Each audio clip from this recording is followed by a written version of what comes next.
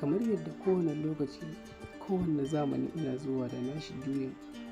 A wannan lokacin, wannan zamani ya zo mana da juyi mafi inganci, mafi abin mamaki. Domin ko wannan shi ne malamin addini mafi ƙanƙanta a wannan lokacin da muke ciki. Dai wannan ba ƙaramin ci gaba ba ne, kuma hakan ba ƙaramin ƙarfin gwiwa ba ne ga waɗansu yara 'ya'yan manyan malamai na wannan lokaci. Duba da ga shi yaro amma kuma ya yi ilimi, domin ilimi shi ba a ƙaryarsa sannan kuma ba a ɓoyensa.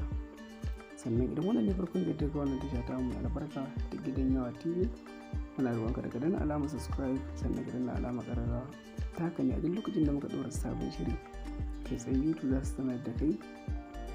Wannan yaro sannan kuma malami a wannan zamani shine ci gaba wanda muka samu.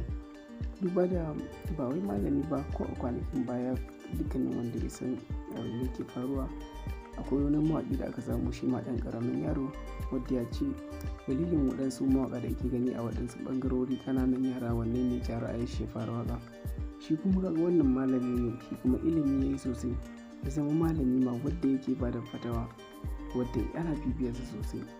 Kun ga idan waɗansu 'ya'yan wasu manya-manyan malaman suka ga wannan, su ma za su ƙara dagewa wajen neman ilimi sosai domin su fara gadon mahaifansu tun suna 'yan ƙananu. Domin a yanzu dai babu wani malami a wannan zamanin da muke ciki mai ƙanƙantar wannan, domin ko shi ne mafi ƙanƙanta, sannan kuma shi ma ya shiga cikin manya yanzu duba da ilimin da yake da shi.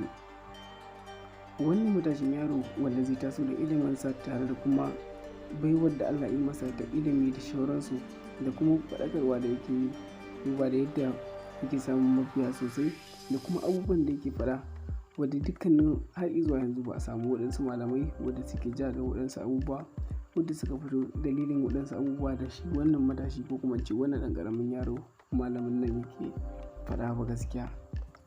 Da haka dukkanin 'ya'yan waɗansu manya-manyan malamai da ke ƙasar nan da kuma wasu ɓangarori daban-daban wadda suke so su koyi da wannan yaro, ya Allah ka dafa musu su ma su samu ilimi, su ma su fara gadon mahaifansu tun kafin su girma. Domin kuwa 'ya'yan malamai suna sauka, suna fara yin sauka Alƙur'ani mai girma tun suna ƙananu. Shi ne abin da muka sani a da, amma a yanzu gashi har an fara samun wanda suke faɗakarwa tun suna 'yan ƙanana.